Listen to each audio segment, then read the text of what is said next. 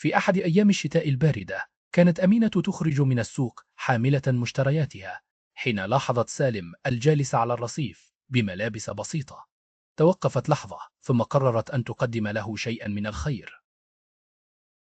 اقتربت أمينة بابتسامة هادئة ومدت يدها بهدية متواضعة من الطعام والمال، وهي تتذكر حديث النبي عن الصدقة التي تطفئ الخطيئة كما يطفئ الماء النار. تأثر سالم بالعطاء ودعا لأمينة بالبركة، بينما شعرت هي بلذة روحية غامرة، وكأن ثواب الصدقة قد بدأ يغسل قلبها قبل أن يمحو ذنوبها.